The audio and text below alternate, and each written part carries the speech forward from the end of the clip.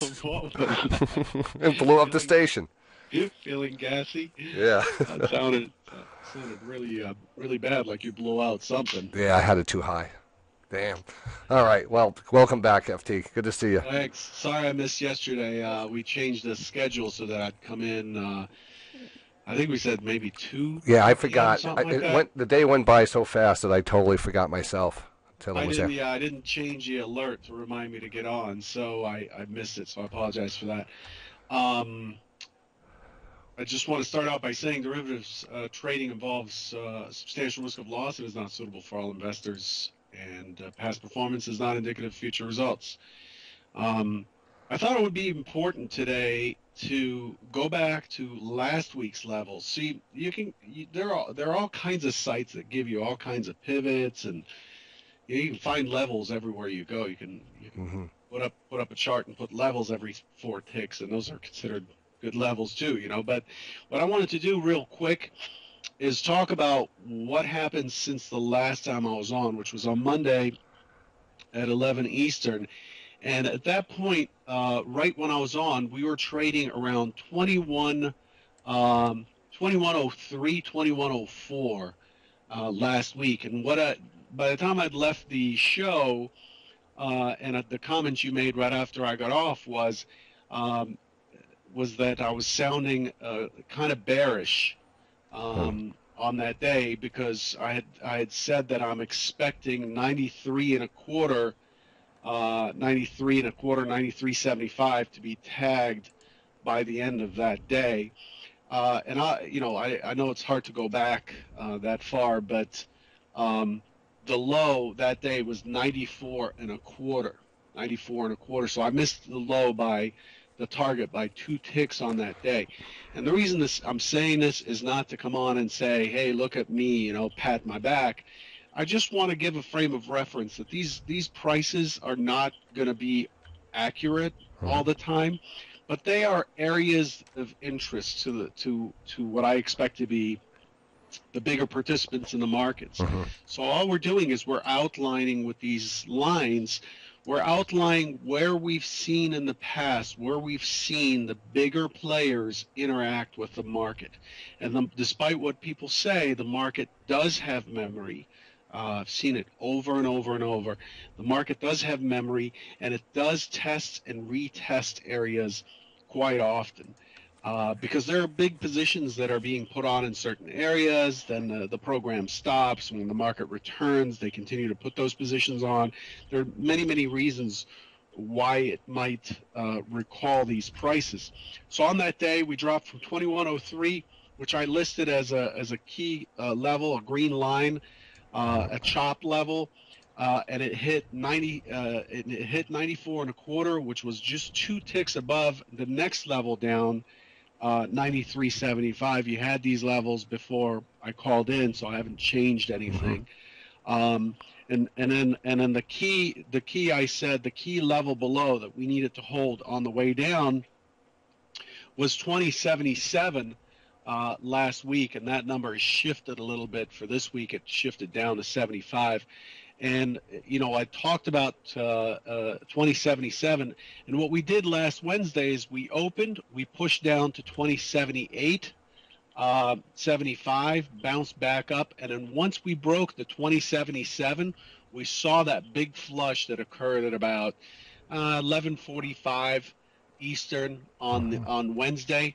That's when we saw the big sweep down, and a hard push well into the mid 60s, right when we broke that level. And that's why I put it down as orange, because that's a key area that the market has tested, retested, and rejected. And once we get through that area, you'll generally see the market hit an air pocket and just blow right through. And even recently, you'll see those prices kind of playing out still, but they shift in time a little bit as the market trades them. But 2077 was a key level down below. So again, I wanted to review this a little bit Hmm. to give the viewers a frame of reference to say there's no magic here, there's no crystal ball, there's nothing super that you cannot do yourself. This is all stuff that you can do yourself. it's just a different approach to how we're looking at the market, and I wanted to go back and show how these levels, and I could do this pretty much any time, go back and show how these levels were responded to or not. And I just didn't want it to be another guy coming on and just throwing some levels up with no liability as to, or no, not being able to answer back to what happened since those levels were created. You know what I mean? Yeah, excellent. So this was from last week, and we're going to jump over to the chart for this week, week of March 30th now. Yep. And you said that 77 level, which was the key level, switched over. Now it's a 75 level. Yeah, it's shifted down. We've traded a fair amount through that 77, and it's shifted the low volume node down to 2075, and that's where I think the market's likely to battle to today.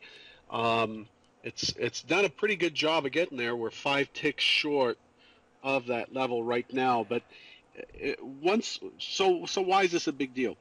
The reason this level is a big deal is because if we get above 2075 and hold through the close, yesterday we went to 70, we closed at 76.25 and the high was 81 and a quarter. Once we hold it from below, we're essentially rejecting all the prices below 2075. Where we opened today was the next big chunk of accepted prices below, and if we break above the 2075 and hold, then we're likely to target the 2083 becomes the next big target, where I'm expecting the market to get up there, chop around for a little bit, build some energy, create what looks like a wedge pattern or a flag, and then the next price up, it's likely to test the next cutoff point to this high volume area would be 2093.75. So you can see the sequence of levels as we go up the chart. So the market just goes from like a low volume node area to a high volume node, which means that's a price that a lot of participants traded at. A lot of positions are being held there probably, and the market kind of gets magnetized towards those areas, and once it breaks out of those areas, it goes to the next low volume node. It's kind of like a head and shoulders. It goes from the left shoulder to the peak, down to the right shoulder, and then moves on to the next peak, and that's the market's rotation and auction process goes on that way. The market is always looking for the most to bring together the most buyers and sellers. That's the whole market's purpose, is to just get as many people to trade or agree on price as possible. That's why markets were created. I have a question. So we talk about that 70, you said, if we get above the 75 level and we hold this, you mentioned on a close, so you want to have this closing above 75. Yes. I wanted to maintain.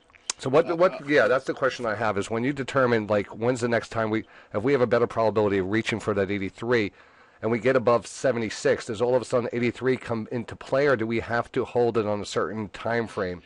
Because lots of times we'll push back down into we'll chop around it. Is 1 minute, well, we're looking at 83, well, it pushed back down under 75, now we're looking at 59, and you'll see this chop that happens. How do you determine when it's holding, and where's that point of, where you're not looking to get chopped out? Like, do you have a definite rule that you can apply? That does it have to be the close of the next day, close of the day, or close of a candle? Do you looking at those time frames? That's an awesome question, actually, because it's not clear how I'm discussing it, so that puts me on the spot. The way I look at this is not, I'd like to see a close above here. A close above here is the first, but probably weakest indication that we've regained some territory. So we took this territory yesterday. We gave it up overnight, and we're regaining it today. This shows that there's a fair amount of strength, and prices below here are again shown to be too cheap, and that's why the market's moving up, because prices are considered to be too cheap by buyers and sellers. And so if it takes that 75 and starts moving towards above yesterday's close, which is 76 and a quarter, and holds on, that's the first sign. However, the better sign is how much volume is traded above there. So you can have a market move on thin air all the way through 2075, push through to 2078 with no volume whatsoever, just prices kind of, Yep. offers canceling and the market's trading very light, and then it could reject that on the close. It'll come right back and reject it on the close. That's a very strong indication if that happens that there's no interest to hold those prices, and that's what's called an excess high, or a high that's too high and the market couldn't hold on to it. But if it moves up in this area like it is now, if it moves up in this area and then just trades a lot at that high or in that area, that shows acceptance, right? If the price is no good and it's too expensive up there, I'm not going to trade with you. I'm going to hold on to my money and not commit. But if it gets up above 75 and it closes up here, but it also executes a ton of volume up here, this is acceptance. This would mean to me that there's a much higher probability of getting to 83.50 within the next day or so, and that would be what I would be gunning for the next day. It's hard to tell at the moment. It's trading a fair amount, but I'm seeing 1 lot, 6 lots, 2 lots, and 10 lots going off. Lots of 1 lots. Nothing major going off here, so I expect this to be rejected on the first try. But we're still, it's still pretty early. We still have another 5 hours of trading on the future, so there's a lot that can happen. So the question is, at the end of the day, how much volume got executed above that 75? And that's price tells you something, but if volume follows price, now you've got a real participation. Well, I want to ask you another question, just to kind of, because I think this is just golden material that we get, and we don't get these questions answered too often. And when we talk about volume, and I'm just going to mention some of the things you've mentioned, that way we can go into detail, not to get too in depth. But you mentioned watching the tape. You're watching a couple cars, 6 cars go by. How are you watching this? So how does people who want to follow your style, how do they watch this, and how are they determining what's good volume versus what's not good volume? Are you looking for 20 cars, 100 cars? Okay, so hang on. I think I'm using the wrong mic here. Is this better? Yeah, that sounds pretty good. Okay. I'm seeing volume coming up on the screen here, and you're saying, well, I'm seeing some, not tremendous volume, but what would be tremendous volume for you to say, wow, this level is really being accepted, I expect this to hold? So in order to answer that, I almost have to show my market depth. Okay. Yeah. And I have to show it's not what prints, because everybody can get a time and sales tape, the tick stream, which that's what I use on the S5 Trader. I just look at the tick stream. I don't have it filtered. And a lot of people talk about the volume that's going through on the tick stream. It's not just the volume. There's an additional dimension that's missing. It's also how quickly is that tape going by? So I may not be able to read every print on the tape. I don't really care to read every print in the tape, but I can see the bigger numbers, the 3-digit fills. But the speed of how the prints are going by, like just now, a bunch of prints just swept by, and they're printing on the offer at 75.75. I expect it to tick up, and it just did to 76. It's the speed of those of those prints. So there are 3 elements to look at here. And here we are at yesterday's close. There are 3 elements to look at here. How much is printing? How quickly is it printing? And how is the absorption on the other side? So it can print as quick as it wants, but if there's an iceberg order on the offer for 10,000, let's say, and it's just as soon as they're printing on the offer and they're getting chewed up, there's more coming in on the offer, and there's more being offered, and more being offered, and more you're not going anywhere, So there are 3 things you kind of have to watch at the same time, and it really takes, and it's a lot like judging, trying to hit a fastball thrown by a professional, because there's no little league in this market. It may seem impossible, and it may seem like it's futile. It's not going to get you anywhere, but over time, eventually what will happen is you'll swing and you'll intuitively hit the ball. It'll amaze you. It'll shock you. But you'll connect at some point because you're judging without, within the Yeah. blink of an eye, you're judging the speed of the ball, the height at which it's being thrown. You have like three dimensions you're dealing with in addition to the velocity of the ball coming at you. This is what tape reading is, and that's why it's very difficult, and that's why you don't get many books and videos and stuff on it, because it's like trying to teach someone how to snap a basketball from their wrist on a jump shot. It's really something you just have to kind of go out and do to get. And I see that all the time. So the tape has slowed down right now, has slowed down. It's printing ones and sixes and fives and tens.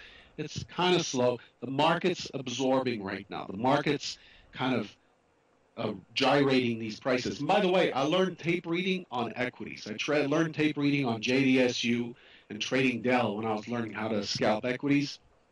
The same stuff applies across the board, and you can start to get a feel for how it's printing these prices. So you see it pulls back from that print at 76 and a quarter, yesterday's close.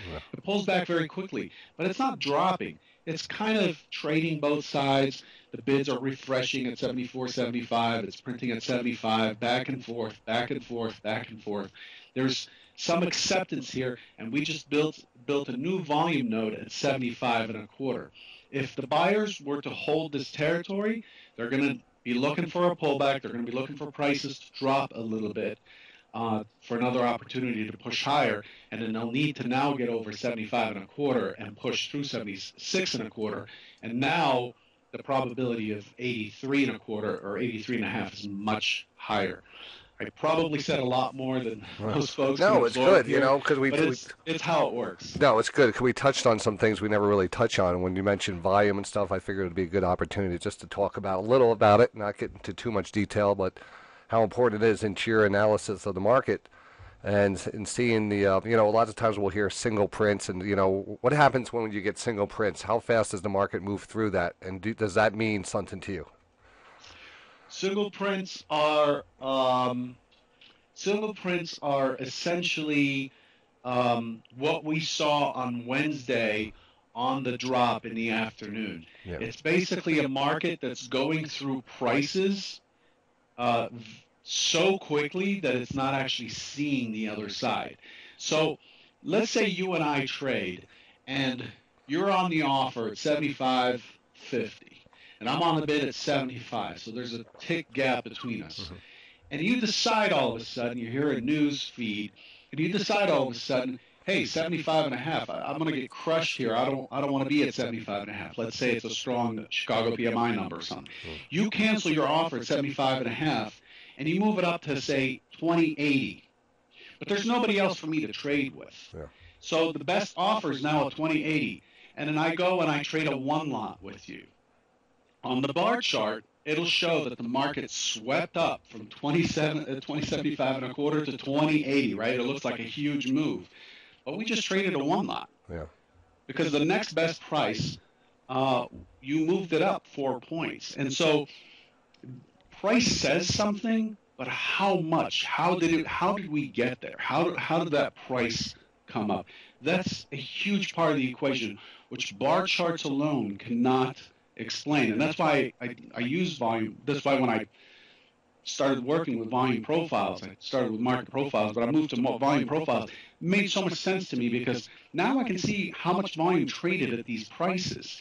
And it tells me a lot more than, okay, we have a price action move, John and FT are trading, and they just went from 75 and a quarter to 20.80. Oh my God, what a big move! But no, it's just a one lot. It's just that John felt he wanted to pull his offers and move them up to 20.80. So that doesn't give me as much information. Now, if you're offering 2,000 at 20.80, and I come up and I trade them all, I take them all. You're like, yeah, I'll sell them. Take them all if you want. And I come and I buy 2,000 at 20.80.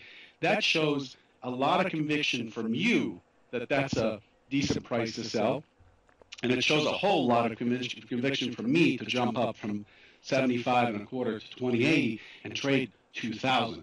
That's meaningful.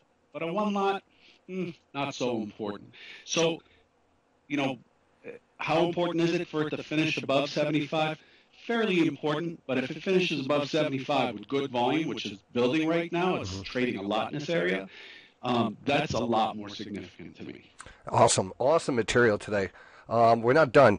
So we're not done. Letting you off the hook. Let's talk about this week and some of the ranges of the levels we're looking at. Right now, we're at yesterday's highs, right? Basically. Right now, we're at yesterday's close. Closing prices. Yeah. Sorry. Mm-hmm. Yeah. So we got today's map on the screen, your data sheet here, and we're right at 75. And this is an important level. This is a key area. So what's going to happen around this level? We did discuss this a little bit more and how we close above this, and we're going to look at 83.50. Let's talk about the downside today. I mean, what's the possibilities of dropping down, and what levels can we see if all things fall apart, and what would it take for things to fall apart? Okay. So if it cannot hold on to 75, so this area really has to be defended by those who are looking bearish. This area is going to be an attractive area to sell for those who think that the market's likely to continue lower. We have a big gap zone beneath us, right? We left a big gap yesterday on the overnight. We traded from 2054.75 and we gapped open at 2064.50 or something like that. And so we left a big gap area from the Fed day. We're carrying that forward. And so the structure, again, beneath us is not so good. This sounds like a broken record from last Monday, because I said the same thing last Monday, and we did drop pretty hard all week last week, especially Wednesday. We have somewhat similar structure where we're not building a good foundation to rally to the highs from just yet. So sellers here will want this. This is an opportunity for sellers to step in and enter more shorts, defending this 2075 area. And the expectation is if you hold the 2075 area, if you hold the buyers at bay and squeeze them down, then you're likely to rotate back through down to 65, 64, and then you're targeting 2055. 2052.50 is the key number. And recall, this was Paul's level from last week, right? He kept talking about 2052 being the target at one day. That's an important area. We've tested and retested that area many times, and that's what I'm looking for. Okay. It's probably not going to happen today. Today, we're likely to, if we don't hold the 2075, we're likely to push down and get stuck into the 2070 area. That would be my target below preliminarily for today. But overall, if the market can get back down into that 2052 area, we could have a pretty decent base to now really start moving up again. Yesterday, I think it got ahead of itself. It just pushed higher. It pushed about 20 points higher, 17 points higher. But right off the get-go, somebody had a lot of business to do yesterday and just got it done early on, and it just kept drifting upwards all day. With today opening right at yesterday's low and pushing into the close, this is going to be a big battle zone here. This is an area where I would recommend that if you don't have a decent account size, you don't want to be involved here, because your 6-tick stop or 4-tick stop is probably going to get swashed so many times. This is an important battle area for two big players, is what I'm expecting. So kind of step aside if you don't already have a position. All right. Well, FT, man, that's a great interview. I'll leave you with one final question. You mentioned the 52.50 area down here, the area that could put in a better base and a better bottom, and we have all-time highs right above us. Which one do we see first? Do you think we have to get down to that 52.50 to get to all-time highs? It's always going to be tricky coming from me. It's a tricky week to ask it in, because I don't want to put you on the spot. Tomorrow we have the HSBC manufacturing PMI from China, and China's been taking a hit. We have PMI in the U.S., ADP, the payroll number on Friday. We have a lot going on this week. With Friday being the unemployment rate and non-farm payrolls coming up, even though the markets are mostly closed, futures are not, but equities are. So it's end of month today. Yeah. combined with those numbers that are coming up over the next 2 days, it is a tough call. Yeah, it's really hard. You could go either way, but if the market did not have all that noise, I would say it's likely to push lower, retest that 2052 area, probably try to push lower even more, get into the 2040-ish, and then find buyers and then push up and start aiming for that 2107 area and then make the new all-time highs. But I'm not seeing that for probably a couple of weeks. We're in a fairly wide balance zone that we've been stuck in here since February 13th. And we're still continuing to be in this area. So it's taken the market a lot recently to brew up the energy it needs to make the next push. Last time it was October 31st till February 12th before we actually started to push new highs. It just takes a lot to kind of gather up the energy to push up, and I expect more of the same here. But I think, given your question, I think it could go either way. There's just too much going on this week to really handicap it one way or the other. Fine, that's great. I just always like to throw you a hard one.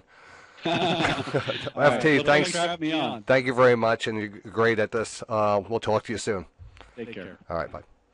All right, so there was FT71, Stage 5 trading, and just absolutely fantastic material there. You will not get that anywhere except right here, because it takes two to do an interview.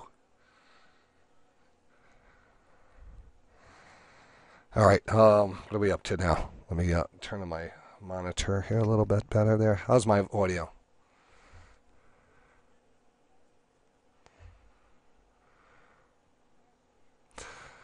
So great job, FT. Great job. Let me record this. I recorded all these things, so I try to get these out to you guys a little bit later in the evening. Yeah, the VIX, we've been following that earlier this morning. We got halted with some technical glitches going on.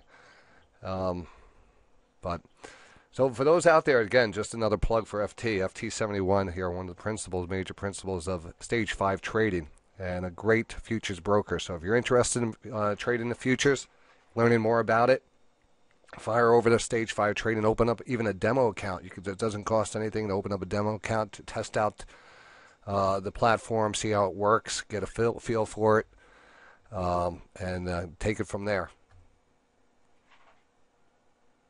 And Stage 5 Max is in the room. He's, he works there also, so he's right there in our chat room. He can answer any questions you have for him. So Stage 5 Max right there in the room.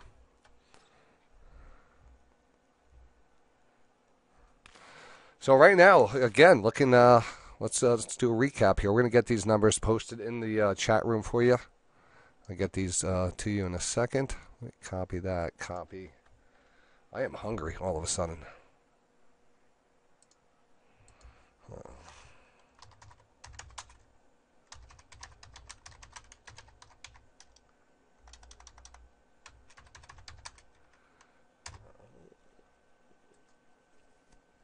All right, so posted those in the room. And, all right, so we had that wedge pattern, a little breakdown on the wedge, push back up here, kind of retested that trend line. It did push a little bit higher. We did push up to yesterday's closing area. And whenever we have these levels, the opening, closing price, highs and lows of the day all play a part in this market. Opening, closing, highs and lows. That calculation right there gives us our main pivot areas, gives us that green pivot, gives us the support and resistance pivots that you see, the very narrow lines. The orange lines are represented by the FT71 profile lines, which will put a whole new band of lines in here starting today, going out for this week, so you can follow those levels along on the chart.